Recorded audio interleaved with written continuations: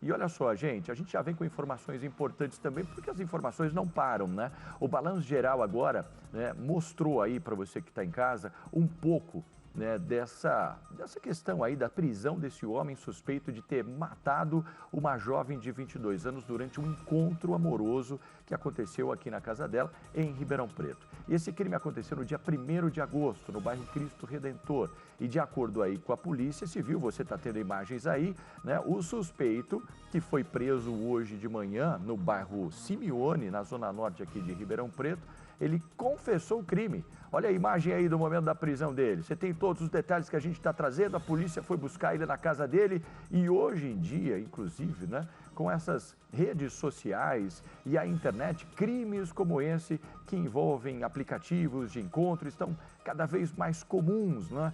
E por isso que a gente está aqui no estúdio com a presidente da Comissão Criminal da OAB, Jéssica Nozé, doutora Jéssica, que está com a gente e pode falar mais detalhes sobre isso. Doutora, tudo bem? Muito obrigado de você ter vindo aqui no nosso Balanço Geral. Obrigada por me receber. Vamos lá, vamos entender melhor aí. Você sempre fala a questão de feminicídio, sempre consegue explicar isso para a gente. Aplicativo, um aplicativo bastante conhecido, marcam um encontro, vão até lá. O objetivo principal era o relacionamento, mas algo sai do controle que não se sabe ainda, a polícia está investigando e o homem mata a mulher. E aí? Aqui é um cenário, de novo, muito delicado e que a gente tem que analisar com um viés de proteção à mulher. Eles só se relacionaram, tiveram esse encontro pelo fato dela ser mulher, mesmo que tenha se iniciado através de um aplicativo virtual. Mesmo que isso tenha, eles não tenham de fato um relacionamento concreto, amoroso, longínquo, o interesse, o encontro entre eles foi feito de maneira amorosa, afetiva. Então a gente tem, nem que seja uma perspectiva de vínculo de afeto ali. E de novo, isso só aconteceu pelo fato dela ser mulher. Entendi. Ó, nesse caso específico, no primeiro momento ele levou celular, levou molho de chaves e tal, e a polícia também pode ter entendido como latrocínio, vamos colocar dessa maneira. Mas não exime o feminicídio da história. Não, aqui a gente tem cenário diferente. O latrocínio, o objetivo dele é realmente patrimonial. Aqui o feminicídio, não, ele só fez isso porque se sentiu autorizado, legitimado em fazer isso com uma mulher. O cunho não era financeiro, ele marcou um encontro de relacionamento com ela, ele não marcou um encontro negocial. Você vê que veio por um site de relacionamento. Então o objetivo era, seja de fato ter um relacionamento com ela ou enganá-la, algo nesse sentido, para, utilizando o fato dela ser mulher, para se beneficiar daquilo ou cometer o crime. Então, isso torna a aplicabilidade da Lei Maria da Penha, assim, factível, a gente precisa disso. Entendi. Doutora, a gente tem falado muito sobre isso, a gente tem trazido muitos casos também na imprensa como um todo, e o caso mais recente que todo mundo em casa tem aí, né, mais fresco na memória, é aquele caso absurdo daquele homem que desferiu 60 socos numa mulher dentro do elevador. Quer dizer, é uma coisa incabível, inadmissível, por mais problema que você tenha no relacionamento, você chegar a essa situação, ainda mais no local em que está sendo tudo registrado, que o cara não tem nem como negar, né, doutora? Por que essas coisas acontecem assim? Por que está tendo um aumento no número de casos desse tipo? Ô Pagliani, olha que curioso, você vê que o homem não se sentiu inibido de fazer isso num local que sabia que estava sendo gravado. Ele sabia que dentro do elevador tem câmera, que é um local de condômino, né, um condomínio, tem mais pessoas em trânsito. Isso não serviu para inibir ele a agredir a mulher. E ouso aqui dizer que pode ser configurado até como uma tentativa de feminicídio, porque uma pessoa que dá 60 socos não faz isso com o intuito de lesionar, faz talvez com outro intuito, mas a gente precisa pensar nesse caso também. Você está falando tentativa de homicídio ou de feminicídio? De feminicídio. Ele fez isso mesmo. Em razão dela ser mulher. Eles tinham um relacionamento. Ele deu 60 socos na mulher por ter ficado irritado, descompensado, mas isso é um feminicídio. É em razão do sexo feminino, do gênero feminino. Tá. Doutora, uma coisa importante a gente falar. Relacionamentos hoje, as pessoas estão muito inseguras, as pessoas estão muito atentas a uma série de coisas. E é tudo muito subjetivo, né? Como que a mulher pode se proteger e outro lado, o homem também, porque, vamos lá, vamos ser justos na história. Claro que homens que agridem mulheres, eles estão cometendo crimes, mas existem as mulheres também, óbvio que não estou na sua maioria, que se aproveitam talvez de algumas coisas para poder pressionar, para poder fazer. Isso existe no mundo judiciário, né? No caso de vocês. Infelizmente existe. A gente tem mulheres que às vezes se aproveitam desses mecanismos que beneficiam, né, o sexo feminino, o gênero feminino, para acabar trazendo falsas denúncias. E isso acaba, infelizmente, deslegitimando quem tem a legitimidade, de fato, para fazer, que é a mulher que está em situação de vulnerabilidade, que está sendo agredida, ameaçada. E isso é muito triste. Uma maneira da mulher demonstrar que está falando a verdade é tentar contar o que está acontecendo para terceiros, fazer prova via Instagram, WhatsApp, pegar o celular, fazer vídeo, tentar pedir ajuda, socorro, seja direto ao Ministério Público ou ao Judiciário. E o homem da mesma maneira. A palavra da mulher, inquestionavelmente, tem mais força, isso por conta da Lei Maria da Penha. Agora, como que o homem pode se proteger disso, por exemplo? Fulano, você está vendo aqui, está tudo na paz, está tudo calmo? Chama uma testemunha. De novo, WhatsApp, Instagram, vídeos, a própria câmera de segurança. Imagina um cenário diferente, em que a mulher, os dois sobem no elevador, a mulher, não aconteceu nada, a mulher vai lá e faz uma denúncia. Pela câmera, poderia provar que não aconteceu. Assim a gente prova uma falsa denúncia. Mas veja que o cenário é diferente. Nesse caso da moça da câmera, por exemplo, o homem não se sentiu, ele sabia que estava sendo gravado, ele se sentiu autorizado. E um abuso de poder, uma violência desnecessária, desleal, né? E assim, é injustificável. Não tem nem como a gente buscar palavras para aquela atitude. E agora, criminoso. É criminoso. É criminoso. Exatamente. Eu acho que a palavra é isso aí, criminoso. Eu acho que até o criminoso, na situação dele, fica até brando, né?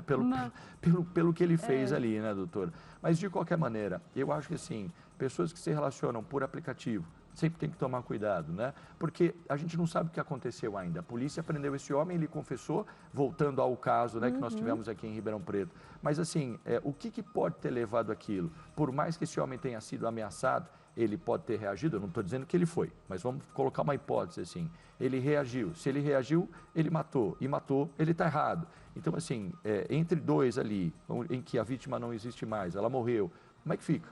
Claro, essa situação, de novo, se for de fato verificado que o cenário foi violência contra a mulher, vai ser levado a julgamento e a um plenário do júri. Se for entendido como um mero crime patrimonial, o que aqui, peço até licença, entendo não ser, porque se ela não fosse mulher, ele não teria marcado esse encontro e não teria ido amorosamente atrás dela, ele vai ser julgado pela justiça comum. Em todo caso, a impunidade não é uma opção. Aqui, a investigação está sendo feita, pode ser que por ser uma situação envolvendo violência contra a mulher, saia da investigação comum e vá para a investigação especializada, que é a Delegacia da Mulher, mas o judiciário vai acolher essa demanda. Entendi. Então, é importante que faça isso. Doutora, sempre é bom a gente passar orientação, mas desde que as mulheres fiquem atentas, porque existem pessoas do bem, existem homens do bem, discussão em casal sempre existe, né? Sempre vai haver uma divergência, mas tudo tem que ser levado também no limite. O que a gente está alertando aqui é com relação quando há a violência, quando há o excesso, quando há, né, algo que perde o controle. E essa orientação que é importante a doutora passar para quem está em casa, observar isso, né? Claro, é muito importante que a denúncia seja feita de maneira clara, objetiva e idônea, até para que a mulher não se vulnerabilize ainda mais. Porque se ela passa uma informação errada, equivocada ou falsa para a polícia, aí ela pode passar a ser investigada pelo crime de denunciação caluniosa, que é levar um fato que sabe que não é crime às autoridades como se crime fosse. Então, aqui a gente tem que tomar muito cuidado. A mulher, de novo, procure uma rede de proteção, de cuidado. Ministério Público, Defensoria, Guarda Civil, Polícia Militar, própria advocacia, OAB. A gente está aqui de braços abertos para proteger e cuidar da mulher, sempre de maneira eficaz, com cuidado e acolhedora, para que não se coloque numa situação delicada, levando informação, às vezes, que sai distorcida na hora de efetivar a denúncia. Doutora, desculpa, mas eu lembrei, eu tenho uma pergunta para a doutora aqui, se tiver um tempinho, eu acho que é interessante. Um caso que nós exibimos, inclusive, no Cidade Alerta, de uma mulher que ela sofria violência e viu o filho sofrer violência. Trouxemos até isso no Cidade Alerta. O que ela fez? Ela acionou a Polícia Militar. A Polícia Militar, por alguma razão que a gente não sabe, não foi até o endereço. Ela perdeu a cabeça e matou o marido. Bom, óbvio, depois quando a polícia chegou, ela foi presa, foi condenada, né, recebeu a liberdade, os filhos foram, enfim, transferidos para outros membros da família e tal, mas olha que história interessante. Ela, segundo ela, né, sofria violência, uma pressão muito grande, via a violência com os filhos, ela acionou as autoridades, por alguma razão a polícia não foi, que isso, claro, precisa ser investigado, né? Não vou entrar em mérito aqui, mas talvez se a polícia fosse, e isso eu fiz um comentário no Cidade Alerta, se a polícia tivesse ido, talvez a situação teria sido resolvida lá não, mas a autoridade não estava presente. E foi aquele minuto, aquele lastro de tempo que fez a mulher reagir e tomar uma atitude impensada. Como é que fica isso, doutora? E olha que situação delicada e, assim, exemplar no sentido de que a mulher tem que ter rede de apoio e a polícia faz parte dessa rede de apoio. Talvez com uma intervenção de uma pessoa dessa rede de apoio, isso não teria acontecido. E quando eu digo isso, é levar a mulher numa situação extrema. Não estou dizendo que o que ela fez está correto, não está. Tanto o homem quanto a mulher, lógico, chegar num extremo desse é absolutamente reprovável. Mas veja que aqui ela foi levada a um extremo tão grande que fez isso. Da mesma maneira, e olha que curioso, se a gente inverter o cenário, a reprovabilidade é maior. Sim. Então aqui, de novo, a gente precisa acionar as autoridades. Eu sinto muito que ela não foi acolhida pela polícia. A gente tem, de novo, Defensoria, própria OAB, Ministério Público, rede de apoio, psicólogo, UBS, mas a gente precisa dessas redes de apoio para que seja solucionado essa situação. A situação, de novo, envolve política pública e a gente, talvez, com a intervenção do Estado ou de algum acolhimento, um cenário desse poderia ter sido evitado. Eu até vou deixar claro também, porque você falou em rede de apoio. A gente sabe que a Guarda Civil Metropolitana já é treinada para atender casos assim, ótimo né? trabalho. As agentes, as policiais, né, que também recebem, as policiais militares que também recebem treinamento, são aptas para isso, dão palestras, enfim, quer dizer, a gente vem percebendo que essa rede de apoio, ela tem conhecimento, ela sabe agir, ela não vai chegar no local e falar, pô, o que eu vou fazer agora? Não, ela já sabe o que tem que fazer, ela já sabe como é que funciona, quer dizer, tem conhecimento para isso. O que nesse caso foi uma fatalidade que não conseguiu chegar a tempo e evitar o pior, né? E a mulher acabou pagando pelo crime, obviamente, porque ela matou, né? Isso não se discute, porém ficou um alerta aí pra gente que eu fiquei até pensando, né? Poxa vida, né? Se a rede de apoio tivesse chegado naquele momento, tudo teria sido diferente. E como é importante isso, E olha que né? situação delicada. A gente tem até, o que a gente estava papeando um pouco mais cedo, de quantas denúncias a Polícia Militar não recebe que são descredibilizadas, no sentido de que não tem idoneidade, são feitas de maneira falsa ou para punir ou maneira de vendetta, que deslegitimam uma pessoa que de fato precisa. E aí, quando a pessoa precisa, está descredibilizada. Você Isso falou a gente uma coisa tem que tomar muito importantíssima. cuidado com Quer dizer, isso. acionar quando realmente não usar como mecanismo de barganha, de vingança, né? Olha onde a gente vai chegar, né, gente, com relação quando a gente trata essas questões aí, que são muito sérias. A gente tem que defender sempre a mulher nessas questões, mas desde que a mulher realmente precise disso, né? E a proteção contra a mulher né? é muito efetiva, tanto no âmbito legal quanto social, principalmente aqui na região de Ribeirão Preto, que tem uma rede de apoio incrível, é bastante efetiva. Medida protetiva deferida em menos de 48 horas. A gente tem a delegacia de polícia inerente à violência doméstica agora com plantão de 24 horas. Então, a gente tem uma rede muito boa para a proteção da mulher. A mulher tem que se sentir incentivada a se pronunciar e também acolhida. De novo, sempre levando de maneira clara e coesa os fatos.